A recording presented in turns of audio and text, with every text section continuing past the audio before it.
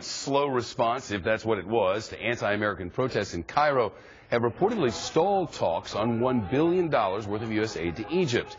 You'll recall last week protesters stormed the U.S. embassy to Egypt in Cairo, or I should say, well, climbed a wall and then tore down the American flag.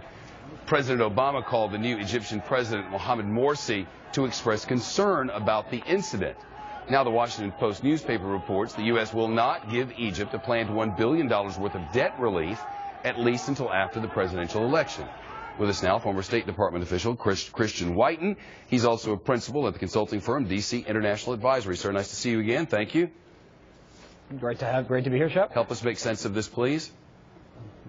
Well, you know, it's a lot of money, $1.5 billion going every year to a country where only 20% of the people, according to Pew Research, have a favorable opinion of America. The other 80% either hate us or aren't sure. And this is, $1.5 billion a year. We've given $70 billion since 1948, and the vast preponderance since the 1979 Camp David Accord. So it doesn't really appear to be having much of an effect if the idea is to create people who like America. Well, but what if the idea was to create a world where the dictator who was in place could keep his people from acting like this, and the agreement with Israel would remain intact? What if that was the goal? Right, Did that work? Right, well, that was a big part of it, and it was a deal that Egypt and Israel got about the same amount of aid. But of course, the world has changed since then. Things are different now. You've had a secular strongman replaced by an Islamist president who doesn't seem to be terribly responsive to anti-Americanism and our other concerns. But, you know, part of the aid is military. The other part is economic, and that's supposed to create growth in, an Egyptian middle class. But it's hard to see that come out of our aid either. And there's a tremendous amount of corruption. Transparency International gives the country 2.9 on a scale of 10, which means we might just be pouring money into what is, a very corrupt economy and corrupt country. Sure. Is it true that there were analyses prior to the fall of the leader before that indicated that some of the money that we were using, he was using to oppress his people, and that now that he's no longer there and we had sort of pushed for democracy in that region, that maybe this is a cautionary tale in what democracy can bring?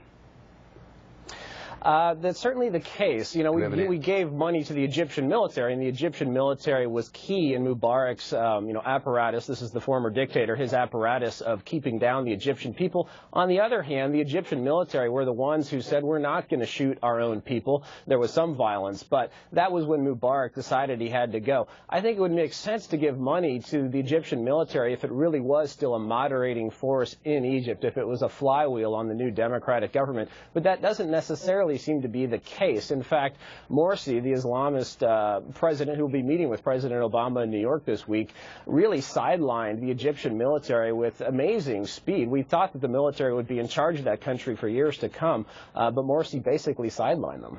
What message does it send to the people who were involved in this democratic process that we gave money to the dictator who oppressed them, but now that they have a democracy, we won't give them money anymore? Is it possible that that's how the people that's how the people might see it, and that should be part of the equation as we make these decisions, or should that not be part of the equation?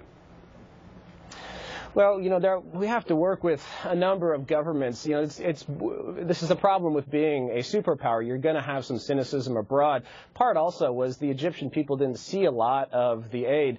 A report on public diplomacy in the last decade pointed out that we built the entire infrastructure of Cairo. The Japanese did it a bit smarter. They built a single opera house, a highly visible piece of assistance, and get a lot more credit. 60% of Egypt, going back to those Pew Research polls, 60% of Egyptians think that our aid actually harms the Egyptian economy, the Egyptian people, so they think it was more of a cynical ploy for power. On the other hand, we have political objectives in these countries, and we do have to work sometimes with unsavory people in order to advance our own interests. Christian Whiton with us live from the LA Bureau. Christian, thank you.